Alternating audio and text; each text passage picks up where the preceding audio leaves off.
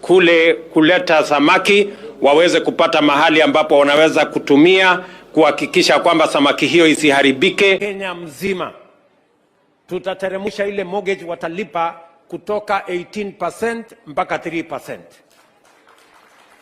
Wale wa affordable housing, wale wananchi wa mapato ya katikati, tutawateremshia mambo ya mortgage kutoka 18% mpaka 6%. Na sisi wadosi sasa yetu itateremka kutoka 18% mpaka 9%.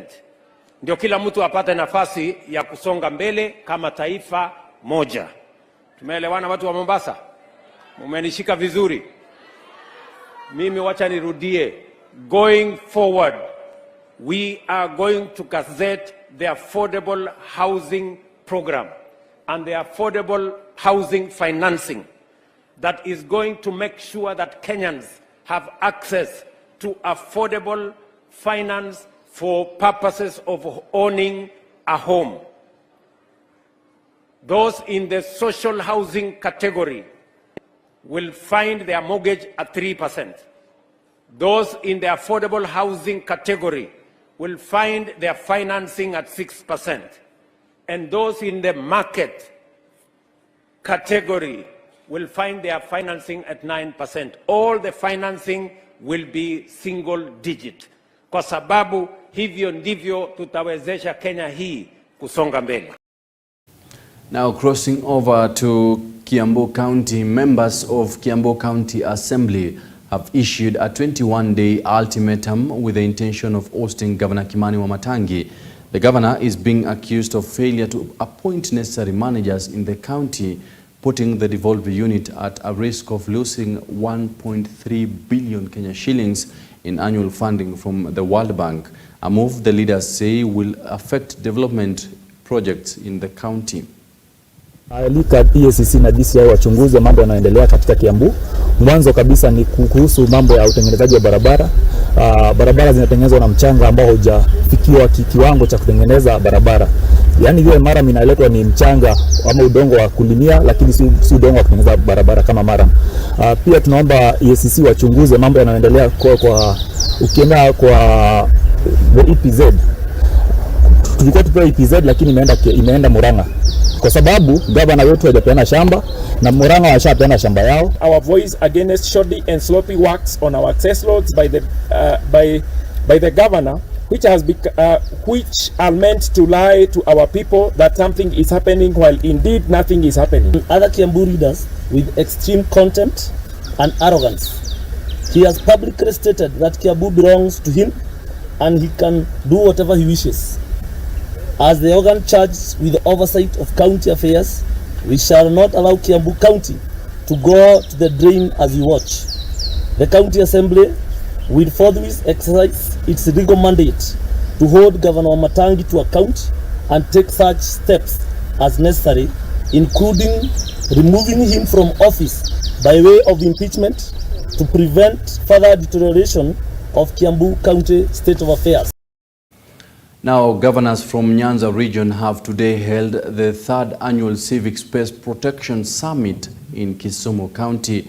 Led by Siaya Governor James Orengo, the governors have castigated the Kenya Kwanza government for failing to compensate victims of police brutality as they mull the creation of Memorial Museum of Fallen Victims. Our reporter Toromo Dennis with more details. Nyanza governors now want Kenya Kwanza government to compensate victims of police brutality as they mull the creation of a memorial museum of the fallen victim in the region. All it can be by one act of a state agency or officer taking away the hard-won freedoms and rights that we have had under the Constitution. Led by Siaya Governor James Orengo, the leaders accused the Kenya Kwanza government of stifling freedom of expression and assembly by using excessive force on demonstrators, as it was witnessed in the last anti-government demonstration on high cost of living that left tens dead and 100 injured, with the majority being in Nyanza counties. One of the most important pillars, I must say, which this constitution came up with, is devolution. And when we talk devolution, sometimes we don't talk about the principles surrounding the need to have these devolved units. And if you look at those principles, they talk about people participation and people being able to exercise their sovereign authority at the grassroots level.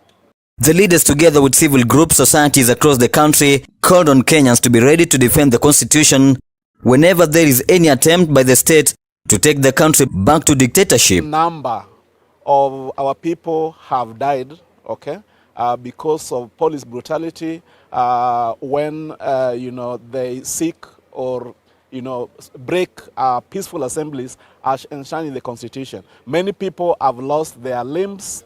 Many people have lost their property, okay?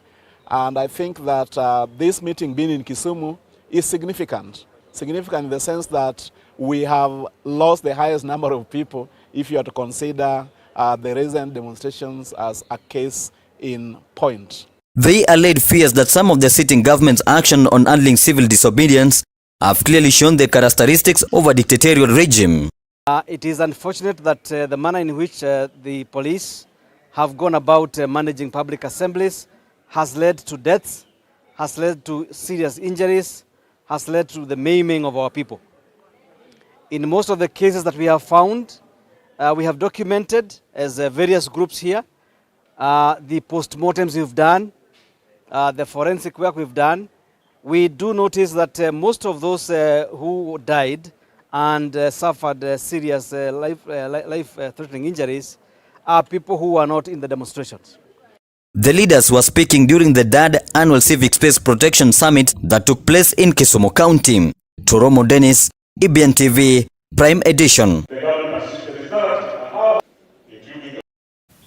Now, many thanks, Toromo Dennis, for that specific report right there. Now, even as the Kenya Kwanza government continue with its tour in the coastal region, Narc-Kenya has criticized the Kenya Kwanza government for failing to keep its campaign promises. The party leaders now want the government to work round the clock and ensure that the cost of living is reduced that has been biting Kenyans for months now. The tax down our throats, and you want to again circumvent the law. Like I said, the issue of cost of living for us is paramount, because any nation stands tall and stands in the middle of the entire crisis that we're going through. It stands and thrives if we have an economic reform agenda. I don't see the Kenya government doing an economic reform agenda. The economy is dwindling, and we as women are the custodians. When you have your children without bread and butter, or ugali, or even sukuma wiki, your children don't have jobs. That means then the crime rate is high. This is the reason why we see our young people each day committing suicide, even at the high levels of education. The mental health is at the highest due to the social economic stigma imposed upon us by the Kenya government regime. As much as you go around the country giving promises, fake promises, promising heaven that you cannot deliver, please, these lies are affecting women. And you're going to kill us because of the lack of food. Our children will be miserable. You will have an increase of street children because of lack of. Now on matters security, as the war against banditry gather momentum, Interior CS Kithure Kindiki has announced that the operations in the North Rift region will not spare any bandit and gangs that have been terrorizing residents for a while now. Interior CS cautioned politicians and other leaders from politicizing security matters and allow security agencies put to sleep the historic attacks in the region. Kindiki also announced that the multi-agency security officers deployed in the 6 North Rift counties will remain on guard until the banditry menace is eradicated. Ni lazima vile vile tuwe na utaratibu ya kuhakikisha wale watu wakiwemo viongozi ambao wanasaidia masuala ya wizi wa ng'ombe na ujangili kuendelea, lazima vile vile tuwachukulie hatua. Wale wanaopatiana pesa kwa majangili, wale ambao wananunua mifugo walioibwa, na wanasiasa vile vile, wale ambao kazi yao imekuwa kufanya siasa mambo ya usalama na kuhakikisha kwamba wengi wao hata chochea wananchi, na tumeanza kutafutana na wahalifu wote na wachochezi wakiwemo viongozi ambao wametumia swala hili la majangili kuchochea wananchi, kuiba mali ya wengine na kuua wengine. Na kazi hiyo haitakoma na hakuna mtu atatisha maafisa wetu wa usalama ama maafisa wetu wa kuhakikisha kwamba sheria imefuatwa. Tutawakamata na tutawapeleka kotini bila kujali kabila ama dini ama wanatoka jamii gani. Now, still on matters security, Alego Usonga Member of Parliament Samuel Atandi joined residents of Hono Village in North Alego Ward, Siaya County, in condemning aspect of criminal activities that led to the death of 3 people last weekend. Now, the lawmakers said that locals play an important role in helping uniformed police officers to ensure the safety of people and property. The legislator called on the 4 assistant chiefs in the area to each form a 10-member team of young people to help with community policing, as Consolata Chibalonza reports. Alego Usonga MP Samuel Atandi has warned that he will now demand for a total overhaul of the police officers and the whole of his constituency over the escalating rate of insecurity. He laments that despite the numerous security meetings which have been held to address the issues of insecurity in the constituency, the situation has continued to worsen, with cases of murders, mugging and shop breaking on the rise. The lawmaker says therefore that the police must rise to the occasion and play their part, failure to which he will demand for a total overhaul of the police officers in the entire constituency. Mr. Atandi, who spoke at Hono Trading Center during a fundraising in support of the funeral expenses for the 3 people murdered by thugs 2 weeks ago, revealed that they have already established vigilante groups through partnerships with the local administrators to help in enhancing security across North Alego location. He stated that they have been forced to establish their own vigilante groups because the police seem to be reluctant to deal with the issue of insecurity, which have continued to rise by the day. The MP also demanded that the officer who was being linked to the cases of insecurity in the area be transferred outside Siaya County if the problem is to persist and to be sorted once and for all. We have also established that despite promises by the police force to intensify security patrols in this sub-county, very little improvement has been noticed in the area of improved security. Just a few days ago, we had more insecurity challenges where many people are still being beaten and robbed, even in broad daylight. We want to ask the national security organs, the Inspector General of Police and the Cabinet Secretary in charge of security, that you now must come on board and ensure that the people of Alego Usonga experience peace. Because these continuous security lapses, where thugs are able to rob and kill people even during the broad daylight, is unacceptable. It's a sign that the security arrangement here has completely failed, or the total breakdown. We will not allow this to continue, and that's the reason why we have said that going forward we are going to form our own security vigilantes, which is going to work with the assistant chief and the chiefs to give us protection, because it appears that the police force is no longer capable of giving the people of Kenya security. The fundraising occasion was also attended by Siaya Governor James Orengo, who regretted that the police have only been swift in countering peaceful demonstrations and doing nothing on matters of insecurity. He therefore supported the idea of establishing the lawful vigilante groups who will work with the local national government administrators to save the situation, and promised that the county government will give them the necessary support. The cases of insecurity are rampant generally in Siaya, I must say that, but more particularly in North Alego. And we had the tragedy of 3 individuals, young men, being killed by thugs, and thugs who are known to be operators within the ward who are involved in criminal conduct, raiding homes, beating up people, and now it has amounted to causing death to individuals, young Kenyans. And despite complaints which have been made, and the police coming here, the police commander and the county commissioner, there has been no improvement in security. There are petty cases of crime, and whenever they occur, the police come speedily and rapidly in expectation of something in return. Consolata Chibalonzo reporting for EBN TV. And now 15 families from Korongoi village in Kapcherop, Marakwet West, will be spending the night in the cold after their houses were burnt on claims of involvement in witchcraft. This is said to have started after 2 students argued in school, an incident that escalated to their homes and spurred their attacks. Kapcherop Deputy County Commissioner Abdulrahman Karnen has cautioned residents against such acts that fuel animosity, noting that it is greatly compromising peace enjoyed by many in the area. Mtusaidie kweli. Kwa uchungu yenye tunaye ni ngumu, tunalala msituni, hatuna chakula, hatuna chochote.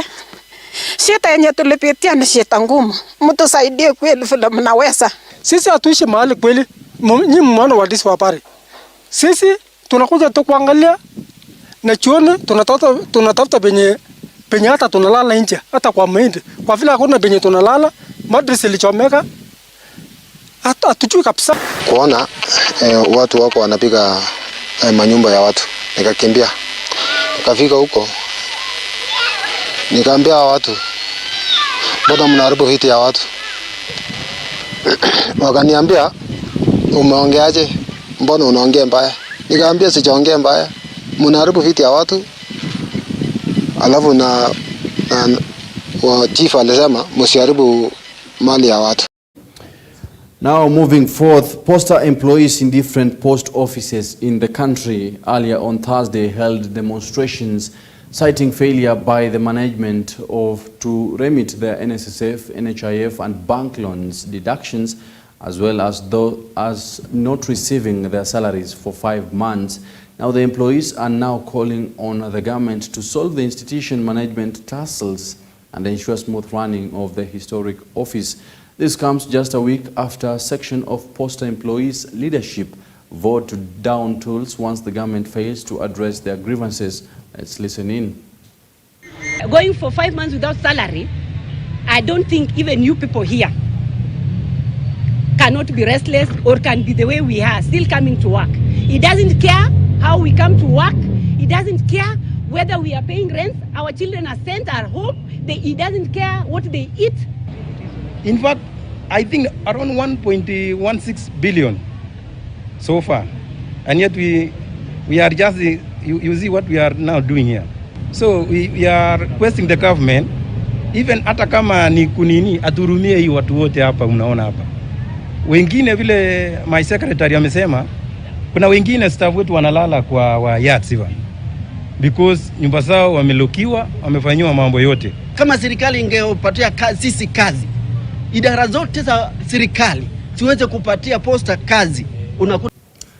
It is indeed actually very rare for us to hear or see postal employees going on strike. Now we do hope the government will closely follow up on that, since many still use or rather need the postal services.